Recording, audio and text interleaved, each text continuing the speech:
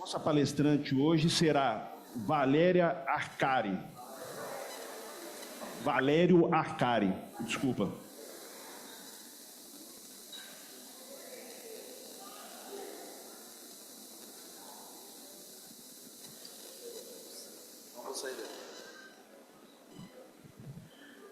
Boa tarde, professor. Boa tarde. Seja bem-vindo ao nosso encontro. É com muita honra que a gente recebe o senhor para nos passar os conhecimentos. Eu vou passar aqui para o colega Davi, que vai falar um pouquinho com o senhor. Um abraço. Então, boa tarde, Valério, tudo bom?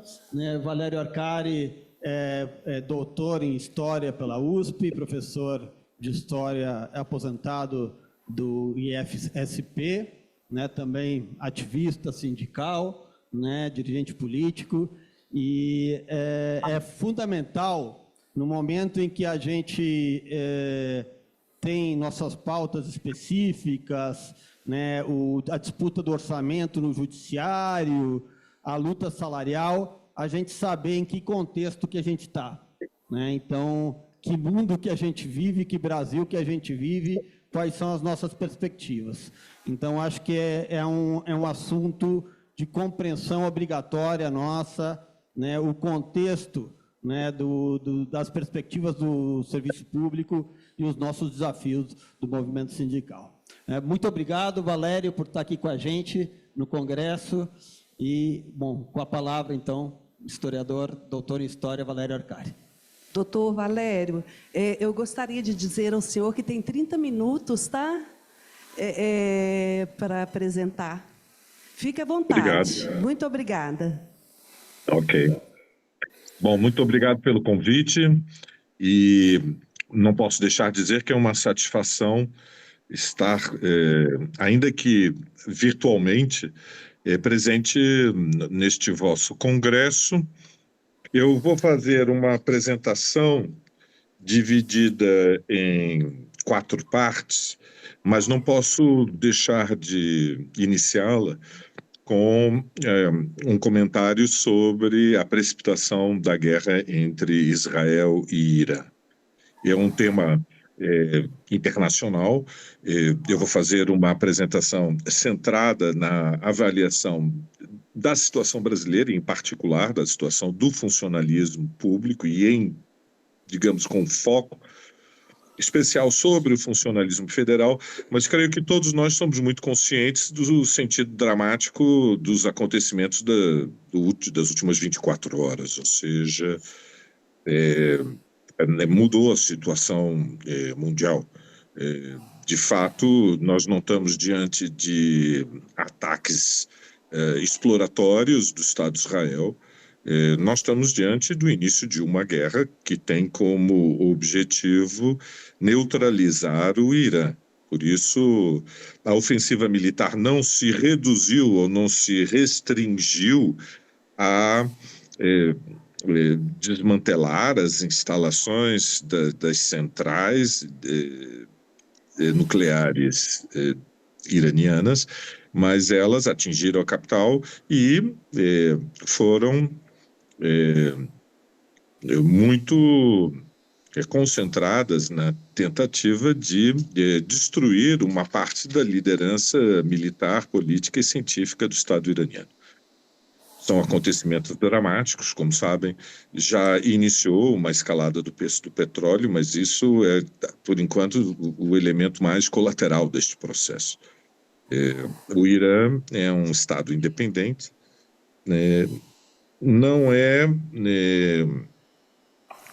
uma potência, ou seja, quando pensamos na média e longa duração, é evidente a superioridade econômica e militar de Israel, entre outras razões, porque esta operação, evidentemente, não é desconectada dos planos de Trump nos Estados Unidos para redesenhar a ordem mundial. Embora, felizmente, nós estamos na América do Sul e portanto, estamos relativamente protegidos pelo menos neste momento do agravamento catastrófico dos conflitos no Oriente Médio, mas nós não estaremos imunes, ninguém está imune, o mundo foi há uma mundialização crescente que não nos protege das sequelas, das ondas de impacto que serão muito, muito graves. Bom, isto posto, entrando diretamente no nosso tema,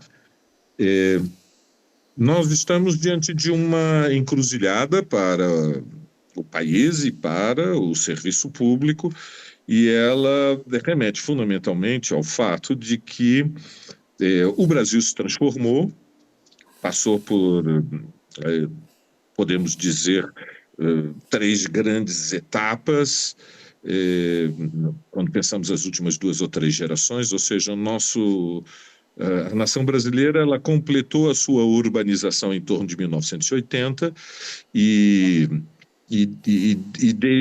nos últimos 40 anos, essencialmente, pela primeira vez na história, se estabilizou um regime democrático liberal e este regime democrático e liberal ele só foi possível considerando os fatores estruturais fundamentais da sociedade brasileira, que, como nós sabemos, são, em primeiro lugar, a dramática desigualdade social, em segundo lugar, o fato de que nós somos um capitalismo periférico, que tem uma demanda gigantesca de investimentos e uma poupança interna insuficiente para manter o crescimento econômico na longa duração. E nós vivemos um período mais recente no qual há um tensionamento social e político muito grande, porque o país está fraturado social e politicamente. E surgiu um fenômeno novo que tem grande importância, que é que, a partir de 2008, com a crise econômica internacional, a crise capitalista mais severa, de tipo semi-catastrófico, só comparável com 1929, a economia mundial perdeu o impulso de crescimento e entramos numa etapa em que há o perigo da estagnação no médio e longo prazo ou um crescimento muito, muito lento. E é nesse contexto em que a taxa de investimentos cai de forma ininterrupta e já estamos nos aproximando de um intervalo de quase 20 anos, esta queda na taxa de investimento que se explica, por outro lado, pela redução da taxa média de lucro, ou seja, o movimento de rotação do capital é mais lento.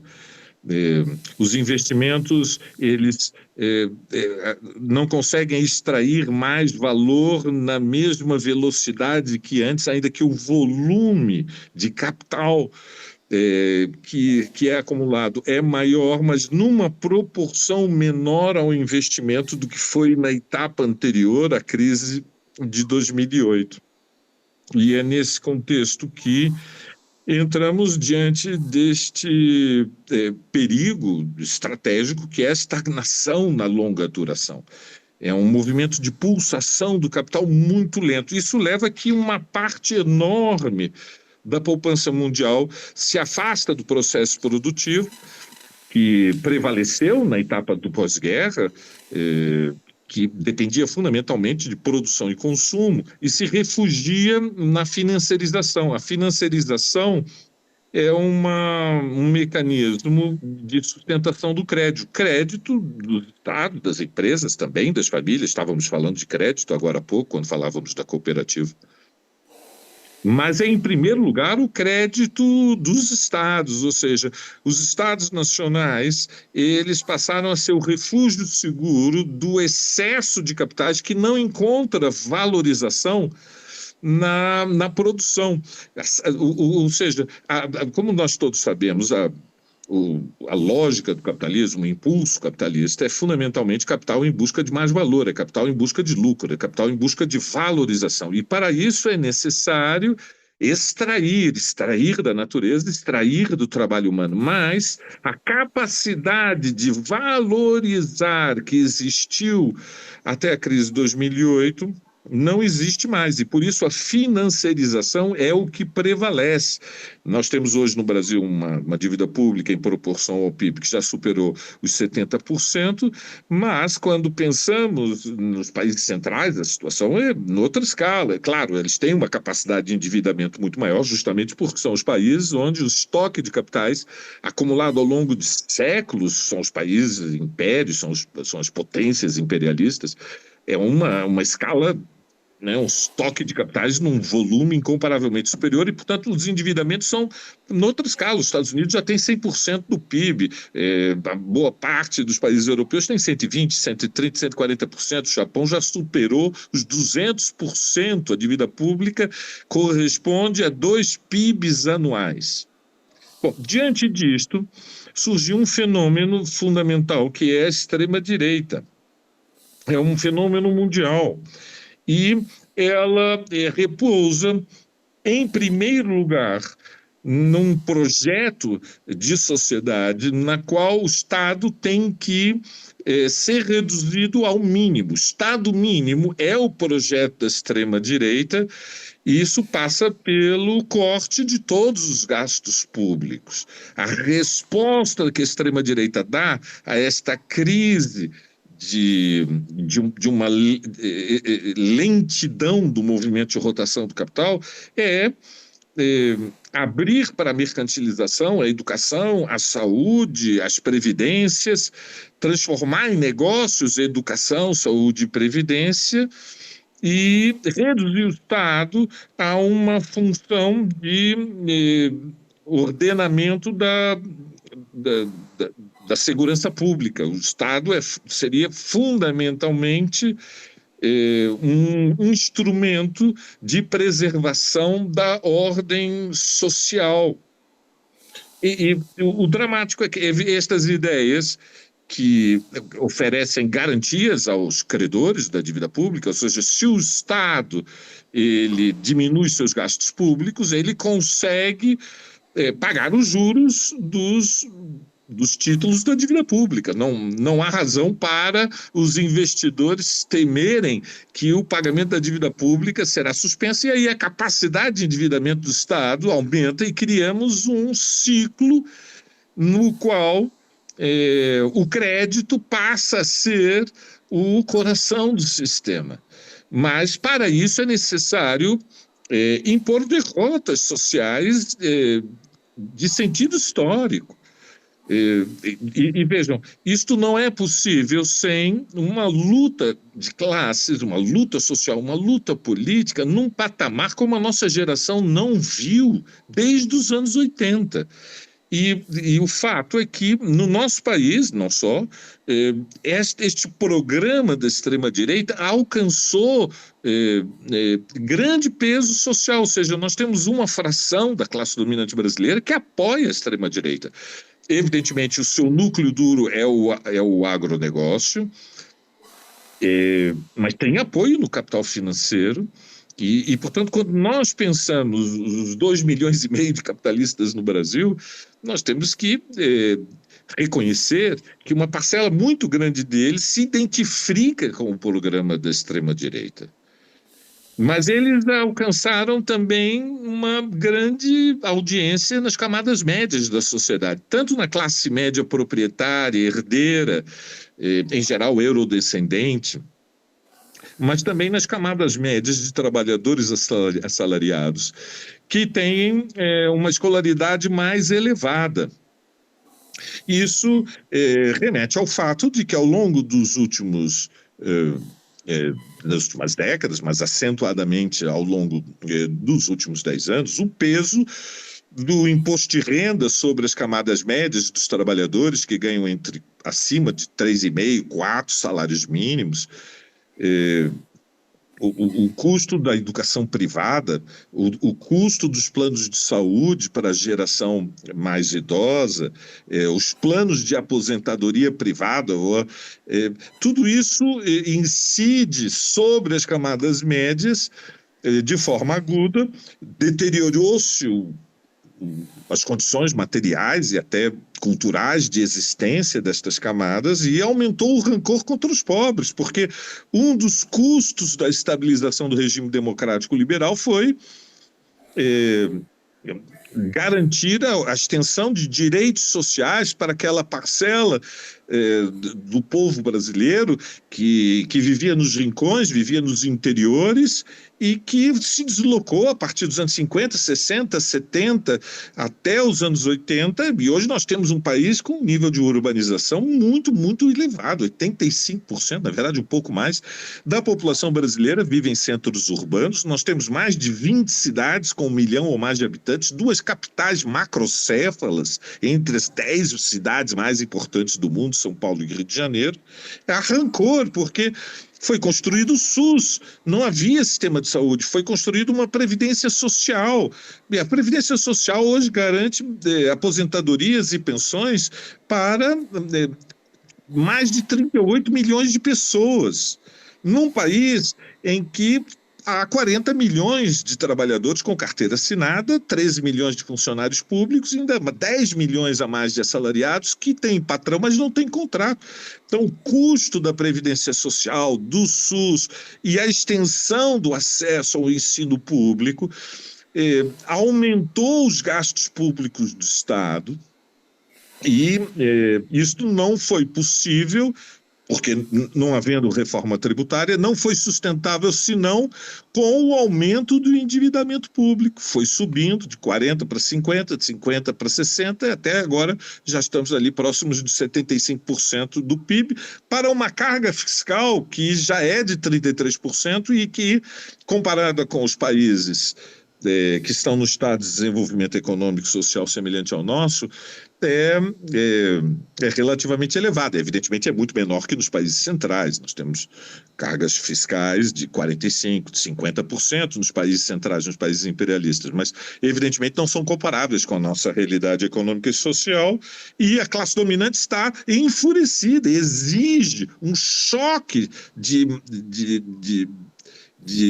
capitalismo, de neoliberalismo, para reduzir os gastos públicos. E, como vocês acompanham pelas notícias, isso é um mantra, é monotemático a exigência de cortes nos gastos sociais. E isso atinge o funcionalismo. Então, quero agora me concentrar na condição do funcionário público. Vejam, historicamente no Brasil, pelas condições da nossa inserção periférica, nós fomos colônia portuguesa, depois fomos semicolônia britânica, depois fomos semicolônia norte-americana. Nós somos um país periférico. A maioria dos brasileiros não tem muita percepção e compreensão de que nós não nos relacionamos com a União Europeia, com os Estados Unidos e o Japão como iguais. Não há uma relação entre iguais. Nós estamos na periferia e, portanto, quem tem poder comanda.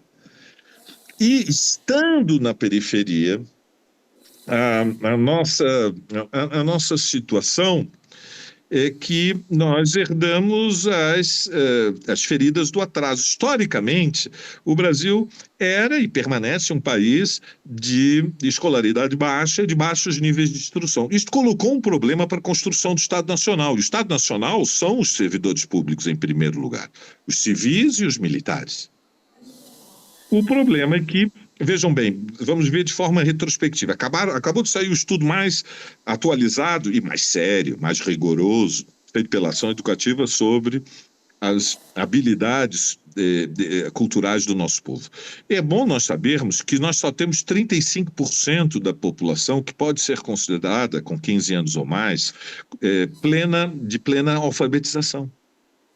Vejam, nós temos uma população economicamente ativa de 105 milhões. Nós temos aproximadamente 160 milhões de brasileiros com 16 anos ou mais. Só 35% da força de trabalho tem plena alfabetização. Outros 35% têm alfabetização rudimentar. E, finalmente, nós temos ainda, com 15 anos ou mais, 27% da população que é semiletrada. Portanto, que não tem habilidades para atividades mais complexas. Isto produziu, historicamente, ainda produz uma fortíssima competição no mercado de trabalho entre o Estado e as empresas privadas para recrutar a mão de obra que tem mais habilidades culturais. É por isso que, com o regime democrático liberal, se estabeleceu o sistema dos concursos. Antes não existiam concursos, existiam processos seletivos que eram completamente manipulados. Havia uma disputa, e permanece uma disputa, porque a disponibilidade de quadros que possam assumir tarefas complexas é pequena. A alta escolaridade, aquela que vai oferecer os quadros, tanto para o Estado como para o setor privado, recrutar os quadros para as funções executivas, é muito reduzida.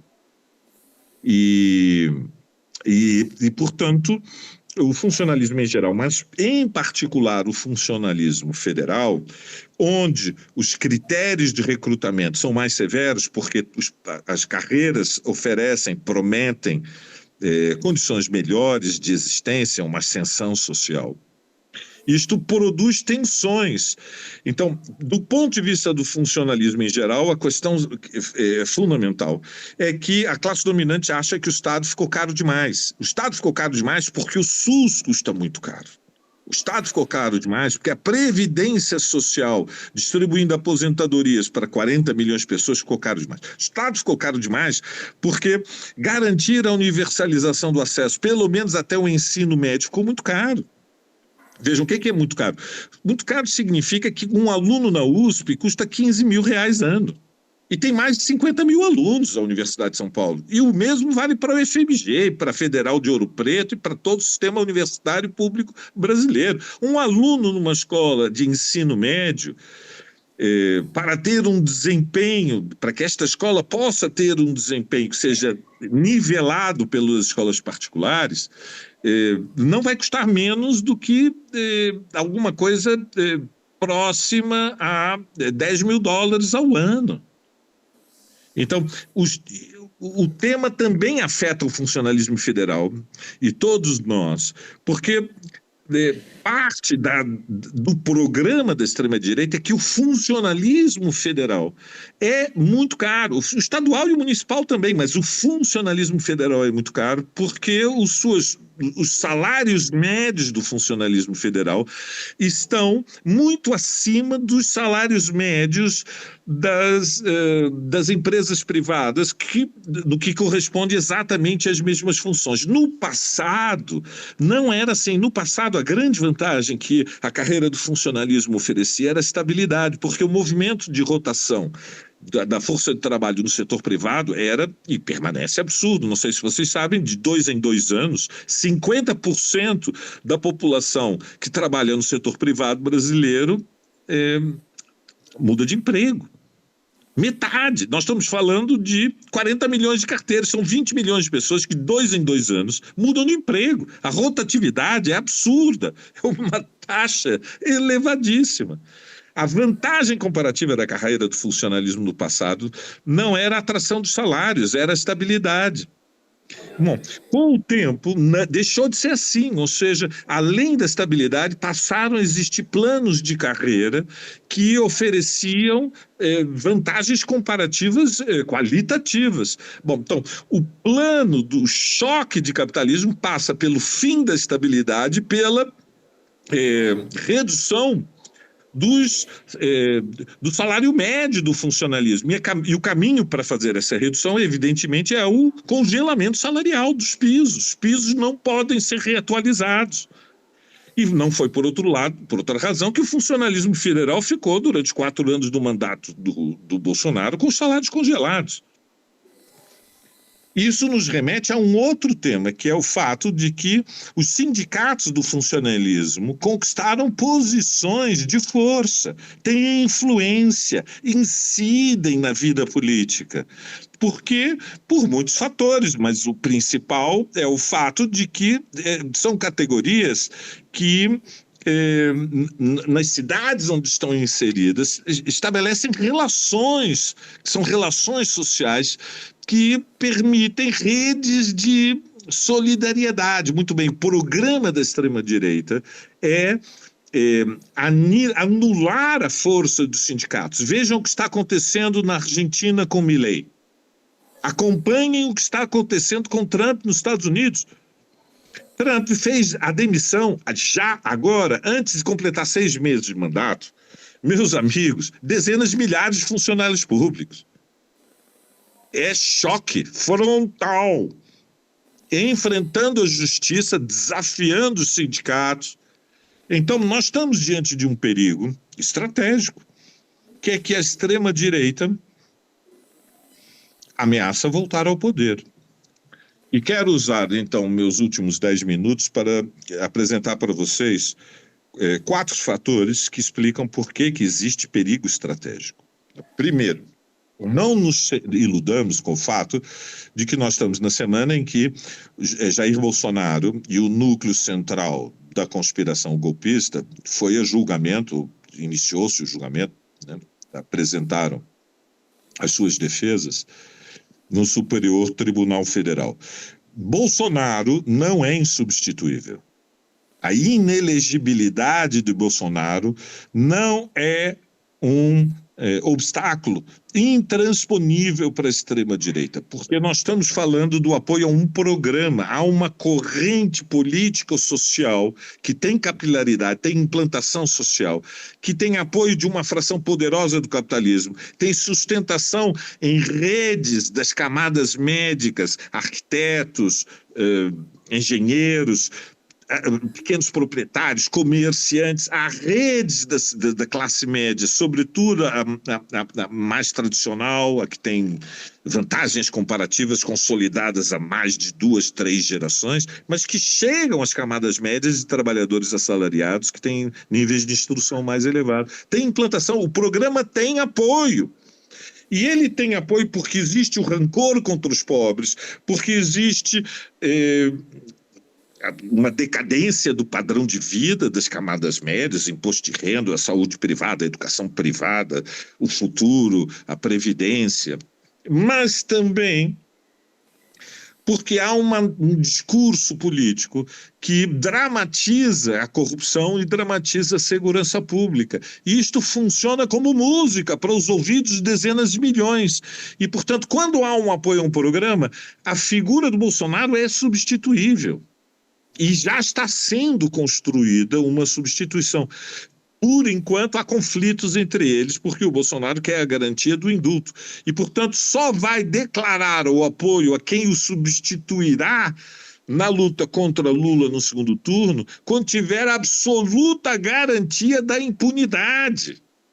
E ele está abertamente exigindo do governador de Minas, onde vocês estão, do Tarcísio, do Ratinho Júnior, ele está exigindo de todos os possíveis substitutos a rendição incondicional, a garantia do indulto. E, evidentemente, o desenlace das eleições do próximo ano é imprevisível. Nós não podemos de considerar a derrota nas eleições de 2024, vejamos, a derrota da esquerda, de conjunto, a esquerda moderada, a esquerda radical, os setores intermediários entre os moderados e radicais, a esquerda foi derrotada nas eleições municipais. Não foi só São Paulo, foi a escala nacional. E veja, mesmo os candidatos da direita liberal, mais moderada, tiveram que assumir o programa da extrema-direita, inclusive, frequentemente, dos radicais bolsonaristas, com as suas extravagâncias, seus excessos, se me permitem, as suas ideias demenciais.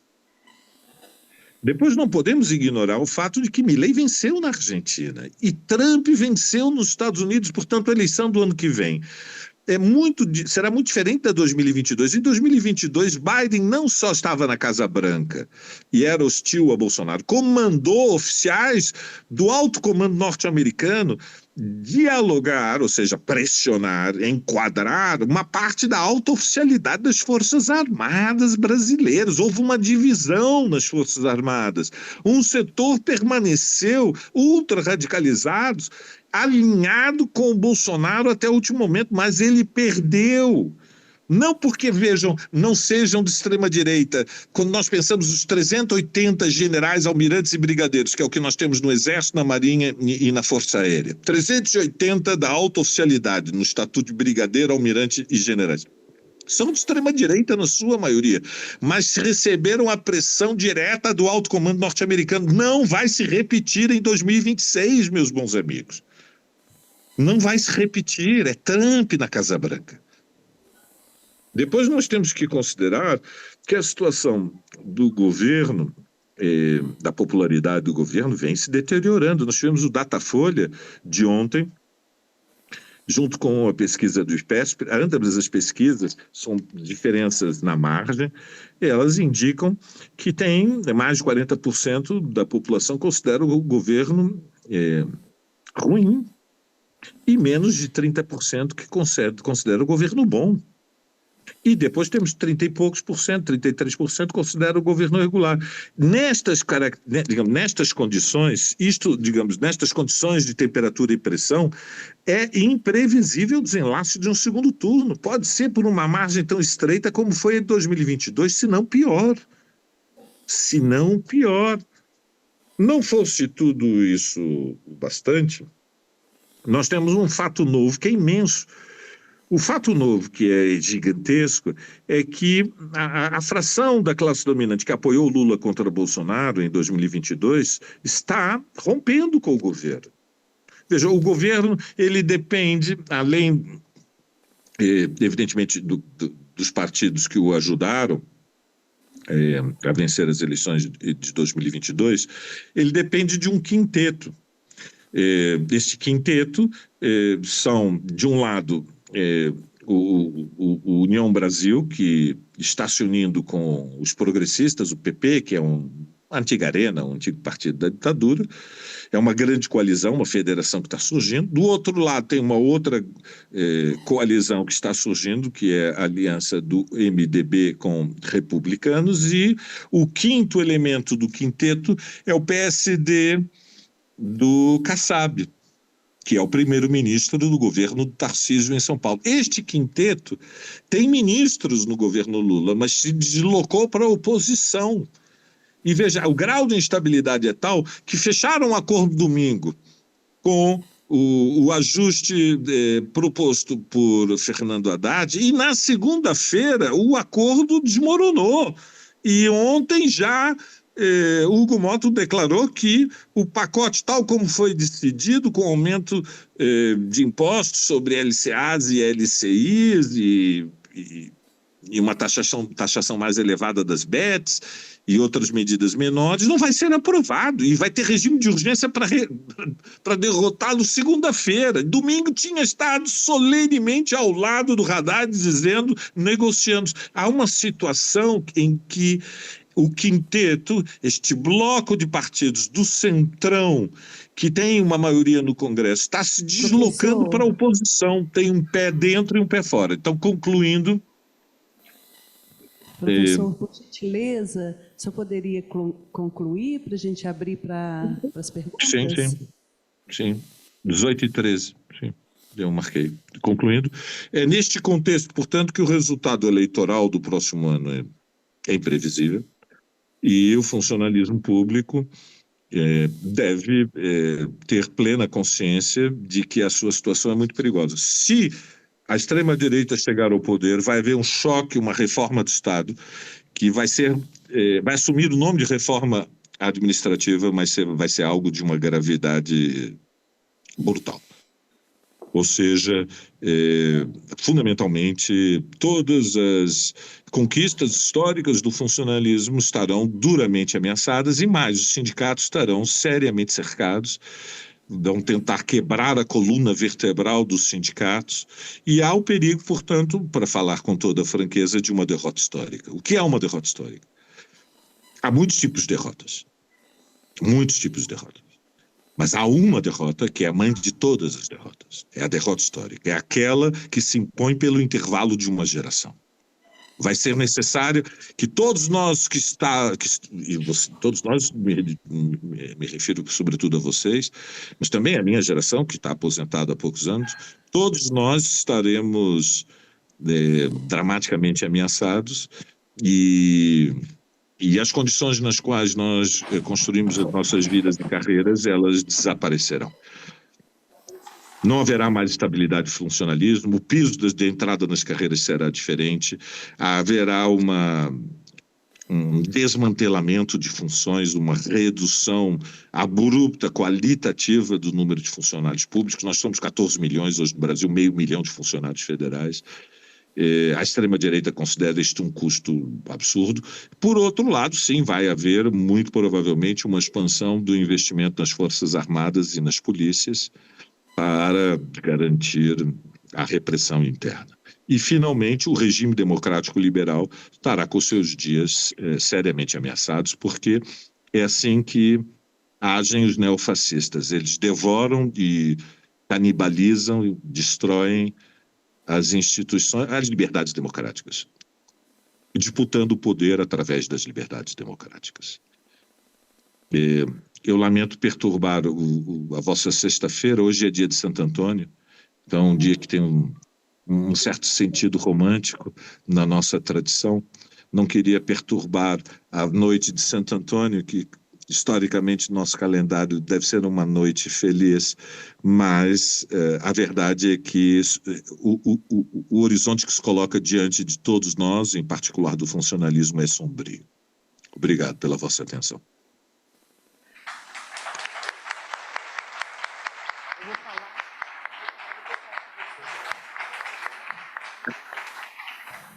Obrigada, professor Valério, por excelente exposição aqui, abrindo os nossos olhos, né, gente? Porque o nosso futuro não está, assim, favorecido. Então, é o que nós temos que lutar aqui para não deixar essa extrema-direita, a direita ou a extrema-direita, tomar lugar no nosso espaço, né? Que é o capitalismo. Quem tem poder é que manda. Então, quem manda no país é o capitalismo, eles querem isso, um governo neoliberal. E o Leonel Brizola, ele foi um visionista, né? Ele sempre falou a esse respeito do Estado mínimo, do governo neoliberal, e que o país vai para o buraco se a extrema-direita dominar o país. Então, tomemos cuidado e vamos ser responsáveis nas próximas eleições. E é isso aí, gente. O serviço público perde muito com o Estado mínimo, com o governo neoliberal. Sabe as palavras, viu, professor? Eu vou passar agora para o meu colega Davi, para ele fazer algum comentário. Muito obrigado, professor Valério Arcari. Muito interessante essa análise aí que parte de uma realidade mundial, né, e chega aí na situação que a gente vive aqui no Brasil. Deixa eu ver aqui, vamos abrir aqui, né, pode ser, vamos abrir 7 falas de 3 minutos, pode ser, gente? Para a gente depois jantar e, né, tem Assembleia Geral, né, para não ficar muito tarde, e aí depois a gente faz o fechamento do professor Valério Arcari. Então, o primeiro a falar é o Paulo Roberto de Oliveira. Alô? Professor, boa noite. A minha pergunta é meio que uma pergunta e uma provocação. O senhor falou que Bolsonaro vai condicionar aí a passar o seu capital político àquele que se comprometer com o indulto. Até quando isso pode ser positivo e até o quanto isso pode gerar uma rejeição daquele que é de direita, mas deixar de votar no candidato indicado em razão do indulto? Isso pode provocar um efeito contrário, que é o que eu espero e torço. Mas eu gostaria da análise do senhor para isso.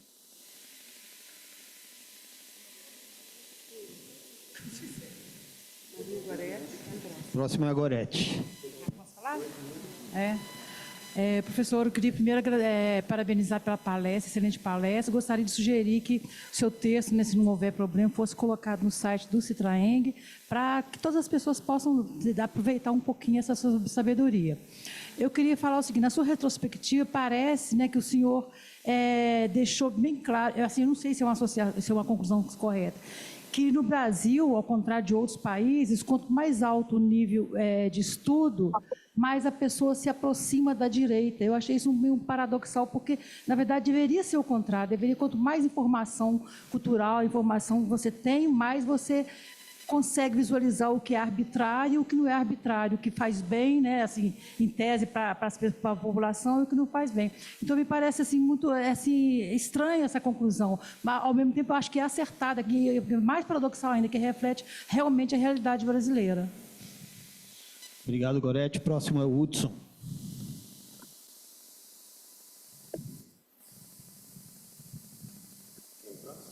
Hudson.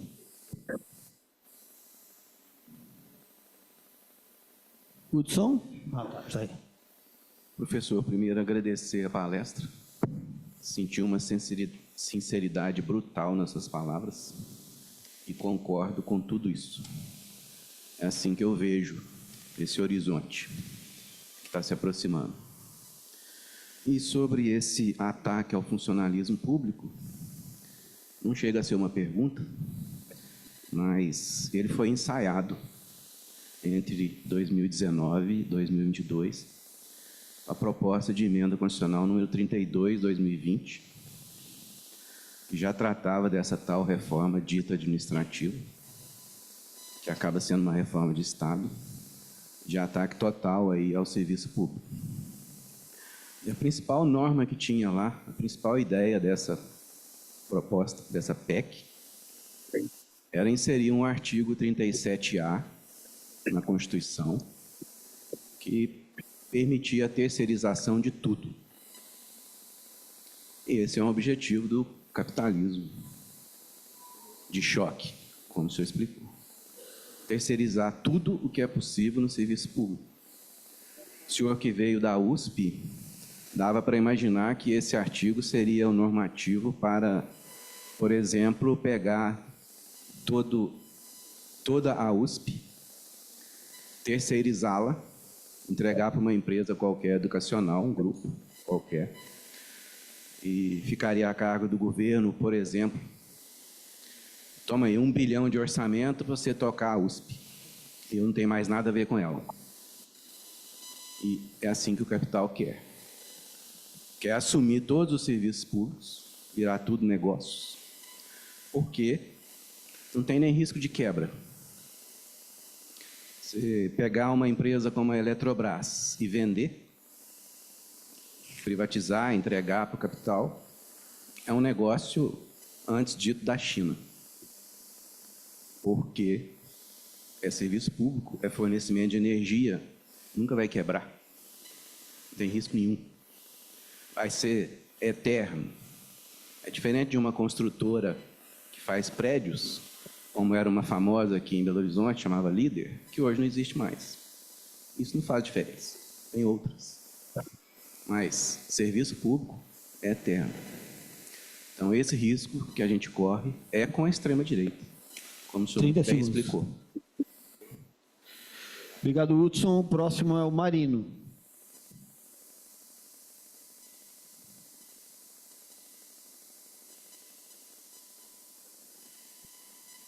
Boa noite, professor. Tudo que o senhor falou, eu vivenciei isso quando trabalhava no metrô de São Paulo, onde atuei por quase 18 anos. E hoje o metrô de São Paulo praticamente está sendo entregue totalmente aí pela iniciativa privada. Mas eu gostaria de saber do senhor o seguinte: a inteligência artificial é instrumento da ultradireita? Obrigado. Viu? Muito obrigado, Marino. O próximo é a Paula Meniconi.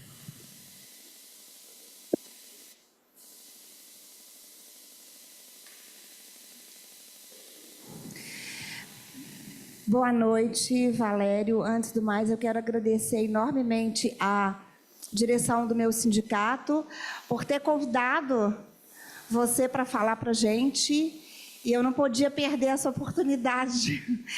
Fazer, não sei se é uma pergunta, mas é alguma observação, assim. Nessa sua fala, eu voltei a 2020, eu estou usando essa blusa aqui, né? Salve o SUS, né? E salve o serviço público, porque depois da pandemia a gente achou que ninguém mais ia falar na precarização do serviço público, na extinção dos serviços públicos. Estamos aqui de novo e a minha cabeça volta para 2020, 2021, onde nós, servidores públicos, fomos para a porta da casa de Arthur Lira, dizer para ele que não ia ter conversa, que ele ia ter que suspender o trâmite da PEC 32. E com a ajuda dos deputadas do campo progressista, conseguimos, foi uma grande vitória nossa, e agora nós voltamos, é preciso agora, então, a gente voltar para a rua, não é? Só que de uma maneira muito mais forte, muito mais consistente, porque o meu sentir é que se naquela época do governo do cavernícola, para citar o meu caro Walter Pomar, governo do cavernícola, a oposição era mais aguerrida, por óbvio. Hoje, eu não sei se o deputado relator deste PL de forma administrativa, vamos usar o nome correto, ele terá, assim, essa oposição que o Arthur Lira teve. E eu não sei também se o Hugo Mota terá oposição que o Arthur Lira teve, né? Então, assim, eu acho que esse embate, ele vai ter que ficar muito por nossa conta, e muito, mas de uma forma muito, muito aguerrida. A gente tem, porque agora nada é mais importante, é preciso que os trabalhadores e trabalhadoras do serviço público entendam que agora nada é mais importante do que novamente ir para a rua derrotar a deforma administrativa. Uma honra falar com você, sou super sua admiradora. Obrigado, Paula. Próxima é a Valda, de Valda.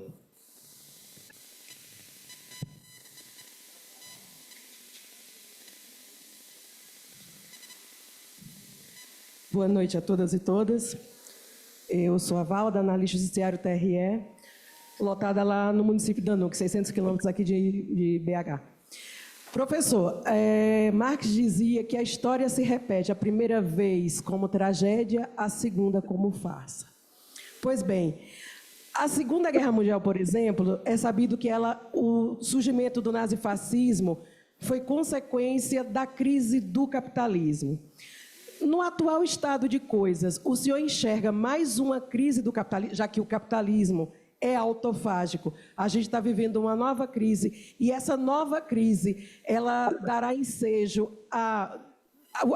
eu vejo já esse ressurgimento, né, com esses movimentos neofascistas, com governos autoritários do Donald Trump nos Estados Unidos, por exemplo, a Giorgia Meloni na Itália e tantos outros, o Viktor Orbán lá na Hungria. Então, a gente vê, de fato, que a semente do neofascismo, esses governos autoritários de índole fascistoide estão aí para provar que realmente estamos em crise, as democracias estão em crise, e nós, enquanto servidores públicos, temos esperança de que mais essa crise do capitalismo tem solução pelas vias institucionais, dado esse quadro geral que a gente está vivendo hoje com esse neofascismo, sempre, a cadela do fascismo está sempre à espreita, né? Então, a gente tem uma solução, um encaminhamento de forma institucionalizada. As democracias vão resistir a esses ataques neofascistas? Essa é a grande indagação que tem me tirado meu sono, literalmente. Não sei se dos nobres colegas, mas como servidora pública, eu temo muito, sabe, pelo andamento das coisas. Obrigada, professor. Obrigado, Valda. Agora sou eu mesmo, então vou pedir para a Elimara medir meu tempo. Evidentemente que a nossa prioridade, né, o foco principal é evitar esse tipo de risco, né, de retrocesso, de avanço da extrema-direita, né, e enfim, de ditadura, que visa acabar com qualquer liberdade democrática, com os sindicatos e desmontar o serviço público. Isso é o principal. Mas a gente tem que lembrar o seguinte, que, bom, nós conseguimos derrotar o Bolsonaro nas urnas graças a todo um processo de mobilização nas ruas, né, que se deu na época das eleições.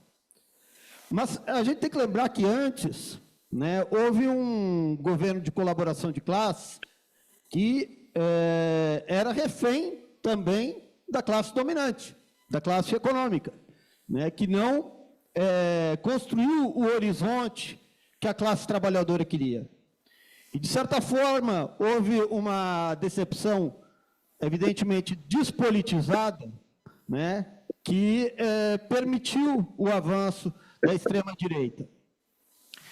E hoje, de certa forma, a gente vê uma situação semelhante. A gente vê um governo que se colocou, que é uma alternativa à extrema-direita, mas que, em nível econômico, também é refém, né, da classe dominante, é refém do capital financeiro. E, nesse sentido, até amanhã nós vamos ter um debate sobre o sistema da dívida com a Fatorelli, né? Nesse sentido, também não consegue satisfazer, né, as demandas, né, da população como um todo, e para não deixar de falar da nossa situação específica, né, uma perca remuneratória que a gente hoje não consegue pagar as contas. Então, o que a gente tem que fazer, né? Qual a saída? A saída é meramente eleitoral? Como que a gente consegue construir uma alternativa para derrotar, de fato, a ultradireita? É só por meio das eleições? Então, essa é a minha pergunta, que inclusive dialoga com a fala da Valda, que é o último.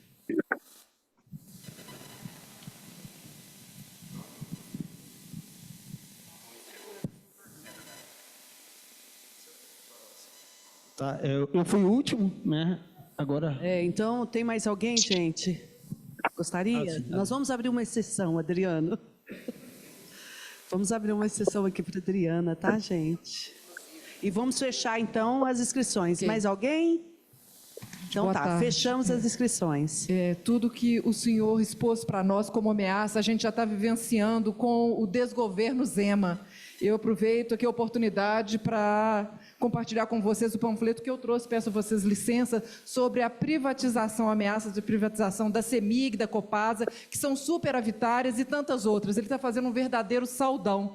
Então, o que está por vir no próximo desgoverno, se a gente não for para as ruas novamente com muito mais força e desde já ao nosso redor, porque uma das estratégias deles é sucatear o serviço público, é colocar o povo contra os servidores e servidoras públicas. E a gente, infelizmente, tem uma memória curta.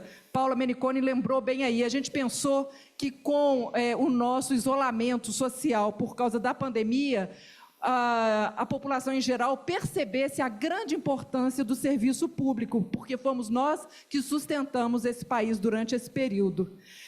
Então, eu gostaria que o senhor fizesse um paralelo aí do que está por vir, se a gente não for para as ruas, com o que já está acontecendo em Minas Gerais com o desgoverno Zema.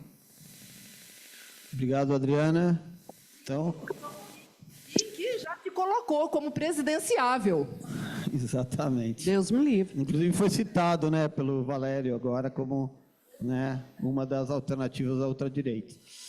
Então, agora com a palavra, professor Valério Arcari, por gentileza. Muito bem. Bom, muito obrigado aos 8 que me apresentaram questões. Eu vou responder aos 8, mas como o tempo é reduzido, vocês têm uma assembleia hoje à noite, eu vou comentar, digamos, 2 minutos cada um. Como são 8, vou usar mais ou menos uns 15 minutos, se me permitirem, tudo bem? Não tem problema, pode usar tudo 15 bem minutos. Mesmo. Professor, eu queria aproveitar a fala da Adriana e fazer só mais um comentário a respeito da UENG, aqui que o presidente Zema também quer privatizar, gente, isso é um absurdo. São 22 universidades, ao valor de 500 milhões, está entregando a nossa universidade, que é a universidade de pessoas mais humildes. Muito bem. Ok. Tranquilo, então. Então, vamos começar com a questão que o Paulo colocou, a chantagem de Bolsonaro sobre toda a representação do centrão e da direita, tentando arrancar a garantia de que ele teria o indulto e que não iria para a prisão. Não, como sabem, isto é muito público, Bolsonaro já disse que se for para a prisão vai morrer e que é diante desse contexto que ele mantém a candidatura. Então, o quadro atual é o seguinte, a teimosia de Bolsonaro de manter a sua candidatura até o limite legal máximo para ter a absoluta segurança de que o Centrão não vai passar a rasteira e que a candidatura que vai substituí-lo quando chegar a hora da inscrição legal nos tribunais eleitorais, ela divide a direita. Então, isto, paradoxalmente, favorece a reeleição do Lula, porque nos dá tempo para constituir a Frente Única de Esquerda, em torno da defesa da reeleição do Lula, a construção de um programa que permita aprender as lições do que aconteceu ao longo destes últimos 4 anos, né? Mas vejam, por outro lado, o Bolsonaro está seriamente pressionado. Digamos, os grandes grupos empresariais querem uma candidatura unificada em frente ampla da direita com a extrema-direita e já. E, portanto, há um imbróglio, há um conflito. A fração paulista, que, como sabem, é a mais poderosa da classe dominante, exige de Tarcísio que ele se apresente como candidato da frente ampla da direita, da extrema-direita, contra Lula. Mas o Tarcísio teme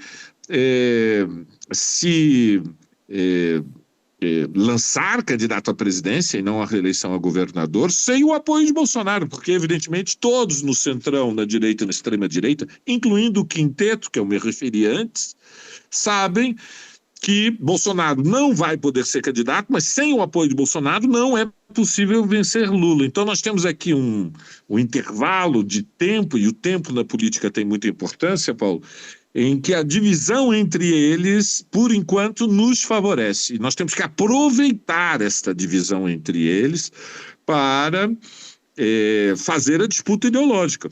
Porque isto remete, segundo a questão, à pergunta da Goretti. Goretti diz, dramaticamente, nós verificamos que quando as pesquisas, quando se faz o recorte nas pesquisas para os que ganham acima de 2 salários mínimos, entre 3 e 5 há um empate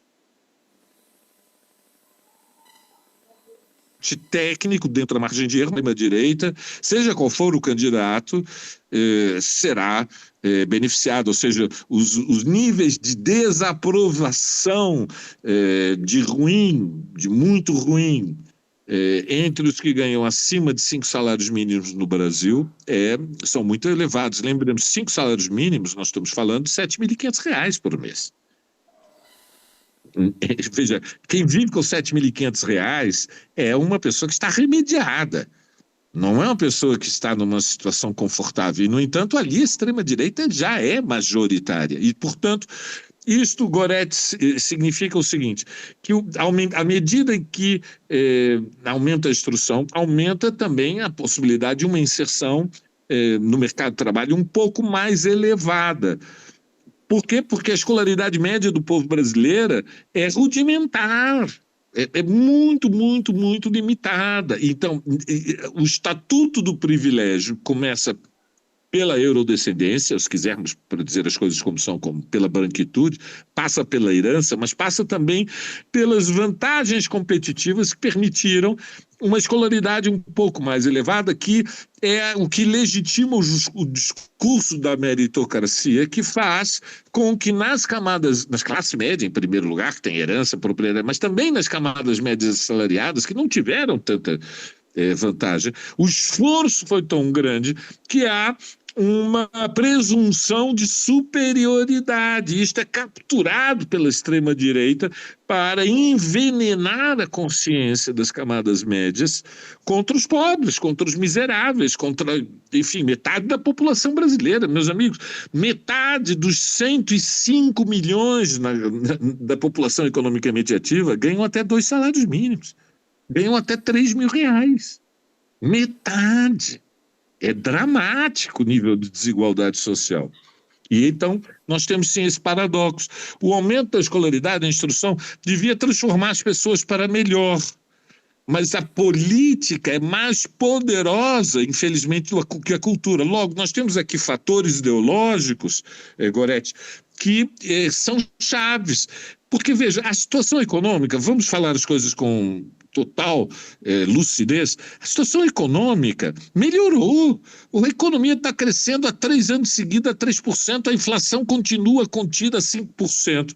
O salário médio das famílias se elevou acima da pressão inflacionária. O consumo das famílias não parou de crescer. E, no entanto, nós temos só 1/3 da população que considera o governo Lula bom e ótimo. E nós temos 40% que acham que é um desastre total. Então não se explica pela economia. Há elementos aqui que são ideológicos. Quais são os elementos ideológicos mais poderosos? É a manipulação do rancor e do ressentimento das camadas médias. E quando chegamos às camadas populares, porque a extrema-direita também chega lá, embora lá seja minoritária, né? Vocês vejam, Lula tem, de longe, a avaliação mais elevada, e, em geral, as pessoas também se declaram como sendo de esquerda, entre os mais pobres. Há os elementos ideológicos. Então, entre os elementos ideológicos vem o rancor social, o ressentimento é muito poderoso. O ódio, o medo são sentimentos muito mais poderosos do que a fraternidade e o amor. E a sociedade está dividida, fraturada, e uma parcela da sociedade está alimentando ódio. É o ódio contra os pobres, é o envenenamento, a manipulação da consciência, a bandalheira, a roubalheira, a corrupção, a segurança pública, o crime organizado. Há todo um discurso que frequentemente é histérico, mas que manipula o machismo estrutural, ou seja, o preconceito contra a maioria preta e parda do país, a misoginia machista, ou seja, aquela masculinidade tóxica que faz com que o bolsonarismo, os neofascistas, atraiam uma parte da juventude masculina rancorosa, porque as moças jovens já não têm mais a cabeça das mulheres das gerações das suas avós. O mundo mudou.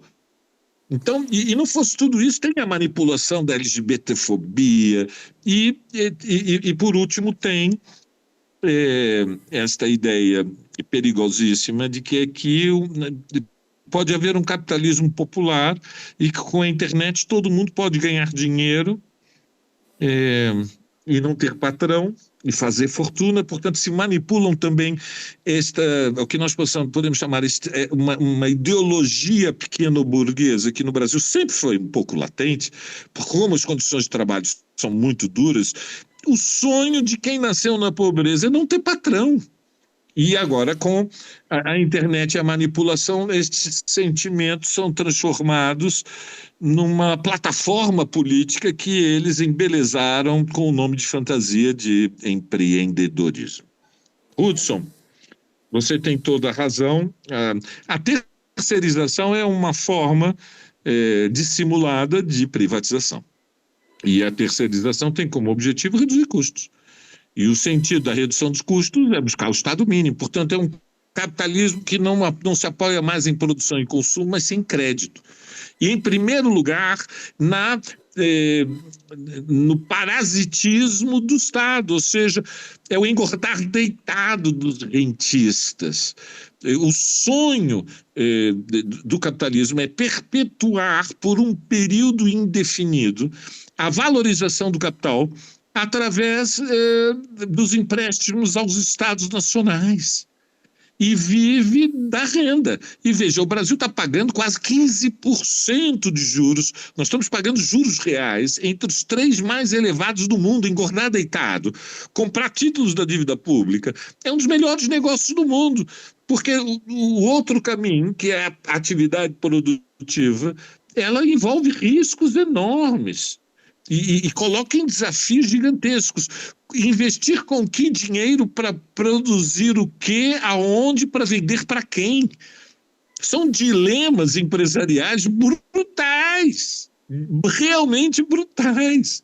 Então, o caminho, Hudson, está sendo de um capitalismo parasitário que depende fundamentalmente do crédito, do endividamento, e que funciona como um vampiro, sugando o sangue do orçamento público. Eles já disseram, o orçamento tem que reduzir gastos, porque a gente quer dormir tranquilo para pagar a dívida.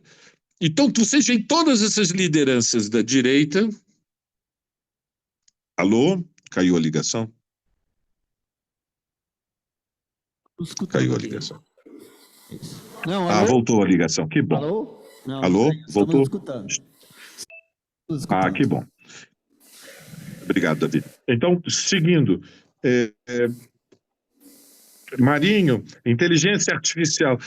Veja, Marinho, sempre quando surge uma ciência aplicada, uma nova tecnologia, a nova tecnologias, todas sempre quando surgiram, elas colocam em gigantescos desafios. O problema não está na nova tecnologia, está na utilização da nova tecnologia. A teoria da relatividade geral de Einstein foi fundamental para chegarmos até a capacidade de, através da manipulação do isótopo do urânio, termos energia nuclear. Isso foi usado para construir bombas.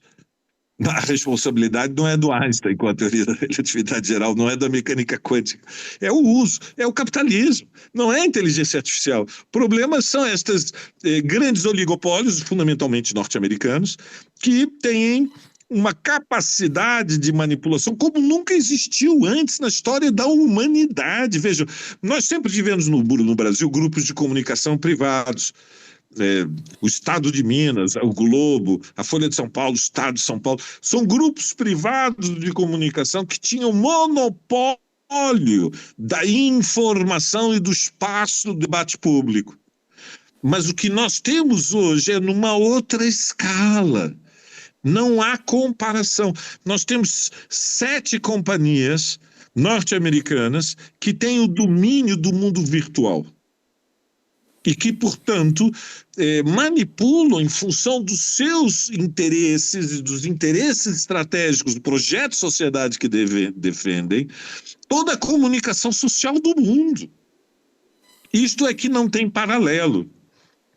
Então, o nosso problema não são os robôs, são os capitalistas. O nosso problema não é a inteligência artificial, são os capitalistas. O nosso problema é o sistema. Agora, é possível derrotar o capitalismo? Veja, o capitalismo não é eterno, não é imbatível, não é invencível. Nós estamos na defensiva, mas a defensiva na qual nós estamos, que remete à relação social de forças no Brasil e no mundo, é um fenômeno transitório. O mundo parecia caminhar para uma tragédia que colocava a vida civilizada tal como nós a conhecemos em suspenso durante os anos 30 do século passado. 100 anos depois nós estamos no mesmo dilema, mas depois o nazifascismo foi derrotado. E depois que o nazifascismo foi derrotado, mesmo nos países centrais, foi preciso que a classe dominante aceitasse algumas regras mínimas de solidariedade social, e isso tanto no terreno material como no terreno da cultura e da moral. A partir dos anos 50, dos anos 70, dos anos 70, era impensável defender o fascismo, defender Hitler, defender Mussolini, Salazar, Franco, os monstros, eles foram derrotados, não só das posições de poder que eles ocupavam, mas no sentido simbólico das referências culturais das gerações que chegaram à vida adulta e disseram nunca mais, não mais. Vocês dividiram as nossas sociedades, criaram inimigos internos, perseguiram, reprimiram, mataram, destruíram as organizações dos trabalhadores, as liberdades democráticas, impuseram o poder incondicional dos capitalistas que vos defendiam. Nunca mais. Então, isto foi uma etapa da história. Nós estamos noutra. Mas eles não são invencíveis. A pergunta é colocada pela Paula. Que tristeza nós vivermos a pandemia e imaginarmos que naquele momento, pelo menos, alguma conclusão na consciência de dezenas de milhões de que o serviço público conta porque na hora do perigo da morte, foi através do serviço público que se garantiu que havia vacinas e que havia como distribuí-las e aplicá-las e criar uma rede de proteção nacional. Mas a consciência é assim, a consciência ela está sempre em disputa, Paulo, ela avança, ela recua, e o país continua dividido. Claro, sem a pandemia, sejamos também honestos uns com os outros, o Bolsonaro teria vencido as eleições de 2022. Então, a pandemia e todo o sofrimento e todas as perdas e a cicatriz até demográficas que se abriu, porque foram no mínimo 700 mil mortos, mas nós sabemos que, considerando as mortes indiretas, não devem ter sido menos de 1 milhão, certamente teria sido numa outra escala. Se não tivesse ocorrido a vacinação, teríamos tido 2,5 milhões, 3 milhões de mortes, segundo os infectologistas, são especialistas nestas projeções demográficas, mas o fato é que foi um elemento qualitativo para essa pequena diferença, inferior a 2%, 1,8 milhões de votos, que garantiu a derrota de Bolsonaro no segundo turno. Não foi em vão. Valda, pois é, Marx se inspirou numa frase de Hegel. Na verdade, quem cunhou a frase original foi Hegel, de que a história se repete e se a primeira vez foi como tragédia, a segunda como farsa. Há uma certa sabedoria histórica, há padrões na história. E há uma ironia dramática, uma ironia profunda, uma ironia um pouco apocalíptica, né? Primeiro tragédia, depois a farsa. Mas a tua pergunta de fundo nos coloca diante da questão de saber como vamos derrotar os neofascistas, ou se quisermos, se os regimes, as liberdades democráticas vão ficar de pé, os regimes democráticos liberais. Veja, infelizmente ainda estamos num momento em que a onda neofascista está em ascenso. Eles ainda não foram derrotados, eles estão em ascenso. O mais provável, como nós vimos pelas eleições portuguesas, é que a extrema-direita se fortaleça. Não estamos muito longe de uma batalha decisiva na França, talvez a mãe de todas as batalhas, porque se o neofascismo tomar o poder na França, desloca toda a relação de forças dentro da União Europeia. Isto tem uma solução estritamente eleitoral. Veja, as campanhas eleitorais são campanhas de ideias contra ideias, na sua forma. Programas contra programas. Mas isto é simplesmente uma ilusão de ótica. Valda, a luta política é uma luta de força contra força. São interesses econômicos e sociais. A luta política é a luta pelo poder. E força se combate com força. Não há maneira de vencer a força com argumentos. Não vale a pena vencer se não tivermos argumentos, Valdo. Mas só os argumentos não é o bastante. Então, nós dependemos de respondermos à pressão da classe dominante que quer o choque de capitalismo, que quer, no fundo, a semidestruição do Estado Nacional Brasileiro, que foi a conquista da geração anterior à nossa. Nós vamos ter que eles têm o poder do dinheiro. E o dinheiro tem muito poder, o dinheiro exerce uma pressão enorme sobre a sociedade, porque boa parte do povo está na luta pela sobrevivência e tem medo de represálias. Mas nós temos uma força que permanece quase sempre invisível, mas que faz a diferença. Nós somos a maioria. Valda, nós sempre seremos a maioria. Nós somos a maioria. O que nós precisamos é unir a classe trabalhadora, os remediados dos pobres e atrair os setores médios. Mas isso só é possível com força. Então nós temos que dar provas de força. Como se dão provas de força na luta política? É fazendo a disputa frontal. Então, nós estamos numa situação em que nós não podemos ficar esperando propaganda eleitoral na televisão e assistindo de camarote a guerra de guerrilhas que a ultradireita faz na internet e nas redes sociais. Nós temos que ocupar o espaço das ruas. Não porque a luta na internet, nas redes sociais não seja importante, mas é porque é onde nós podemos vencer. E veja, eles já estão fazendo também a disputa das ruas. Não esqueçamos, Bolsonaro foi para as ruas em Copacabana no primeiro semestre. Já foi para as ruas na Avenida Paulista. Então, o nosso dilema é ir para as ruas. Mas nós temos um obstáculo. O obstáculo é que, por enquanto, o Lula não decidiu ir para as ruas. Não teve um momento Petro, não teve um momento Cláudia Sheinbaum. Por exemplo, quando Trump atacou o México e disse: nós vamos impor tarifas e vai acabar a invasão mexicana, porque vocês estão mandando os bandidos a uma invasão. É uma semi-insurreição, diz ele agora, sobre os protestos na Califórnia. Cláudia Sheinbaum parou o país e encheu a Praça Central do Zócalo, na Cidade do México, com 500 mil de pessoas. E respondeu à altura e disse: não, não, México não se dobra, não se ajoelha, viva México, Zapata, Pancho Villa, nossa bandeira. Vocês entendem? E agora o Petro chamou a greve geral na semana passada na Colômbia. A frio. Nós não vamos vencer a extrema-direita, Valda. Não vai ser a frio. Nós vamos ter que ir para a rua. E é muito provável que o Lula esteja se colocando estas perguntas, porque, veja, ele não quer forçar a barra, porque sabe que a coalizão que ele tem é minoritária no Congresso.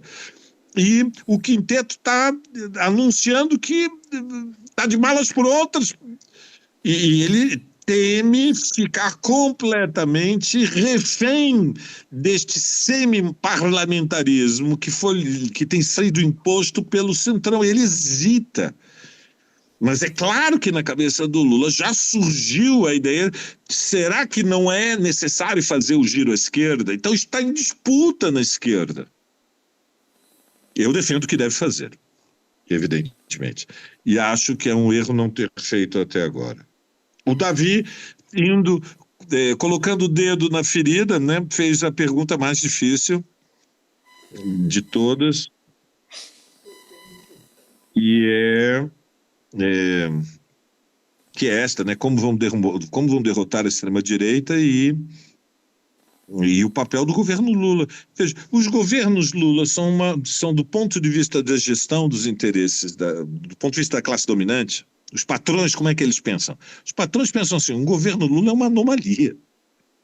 Não tem nenhum capitalista que se sinta confortável com o Lula na presidência da República, porque a burguesia brasileira, ela não é distraída, meus bons amigos. A burguesia brasileira sabe que o Lula é moderado, mas é um homem da classe trabalhadora, ela não tem nenhuma dúvida disso, não é um deles. Eles querem, o governo deles é uma anomalia, eles não aceitam que haja um trabalhador como o Lula, que se aproxima dos 80 anos, e um partido como o PT que venceu 5 eleições presidenciais. Eles já tentaram de tudo, puseram o Lula na prisão, já fizeram de tudo, manipularam com o Moro um processo judicial, como agora estão fazendo com a Cristina Kirchner na Argentina. O peronismo está provando o mesmo veneno que nós sofremos aqui. Então, Davi, é claro que para a classe dominante o Lula é um transtorno, é um estorvo.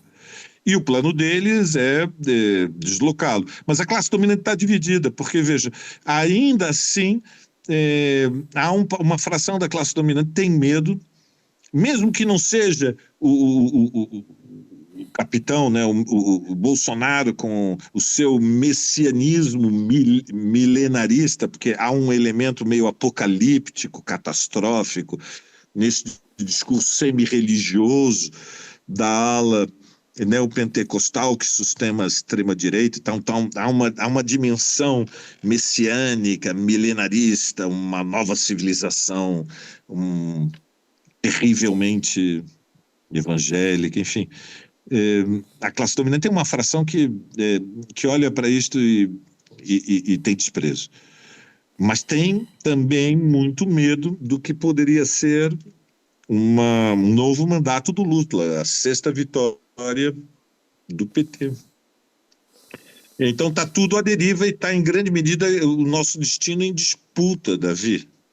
E veja, quando nós falamos do funcionalismo, eu vou terminar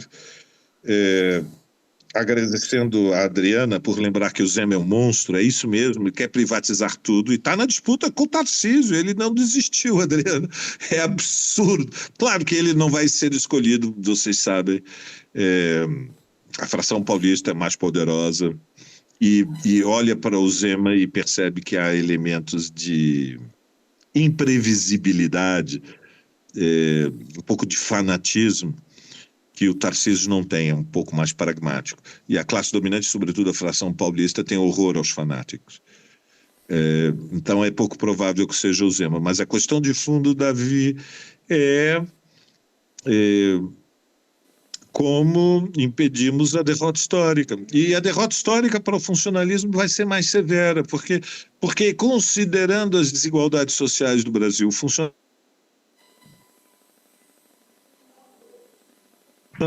público em geral, municipal,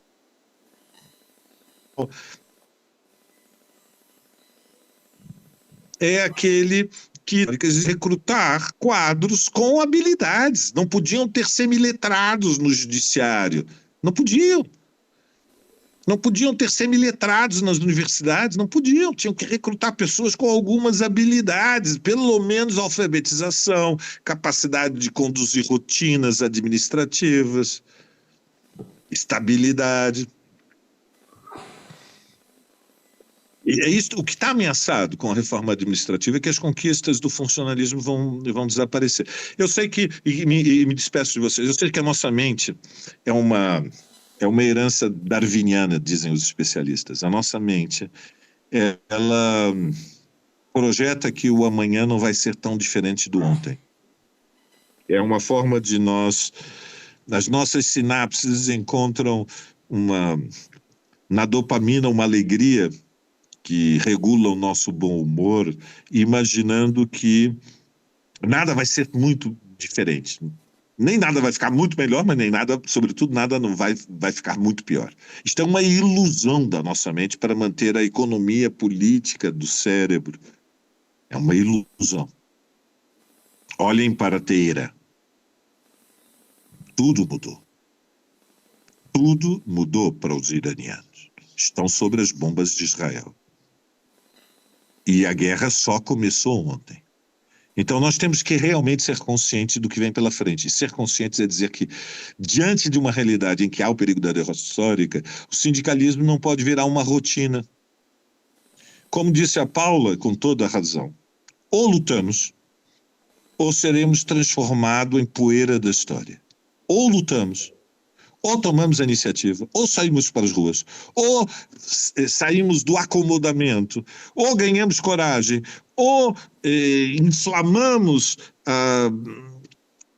a disposição de luta dos que estão ao lado nosso, ou nos unimos com aqueles que têm interesses comuns, o funcionalismo municipal e estadual, ou o nosso destino será a derrota. Porque há uma vontade, e não é uma vontade irrelevante, é uma disputa pelo destino da nação que passa pela reforma administrativa e passa pela redução do custo do Estado e passa pelo, como sabem, uma nova reforma da Previdência, que se chegarem ao poder será incontornável, e passa por todas essas privatizações, Adriana, que você anunciou, que é a desnacionalização do país, a reprimarização do país, e vai ser a República do Agro, e vão fazer do Brasil de novo uma grande fazenda neocolonial que extrai impiedosamente da natureza os minérios e transforma em pastagem, depois em monocultura de grãos, o Cerrado e a Amazônia. Vai ser preciso muita luta. Então, meus amigos, aquele abraço. Viva a luta do povo brasileiro, viva o funcionalismo, viva os sindicatos brasileiros. Até sempre.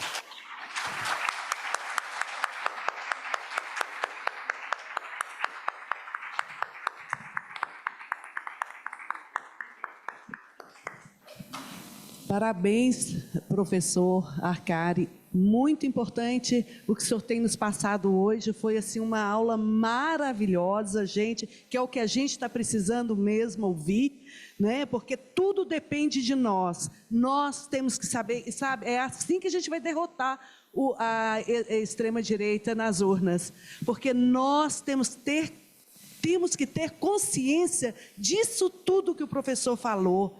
Nós não podemos querer, gente, um governo neoliberal e acabar com o serviço público, acabar com as escolas, acabar com a saúde. Que é isso? Nós temos que pensar também nos menos favorecidos. Não é, Davi? Exatamente. A gente tem que saber de que lado que a gente está da sociedade, que a gente, a classe trabalhadora, tem que se unir, né, também com outros segmentos e tem que se unir enquanto categoria também.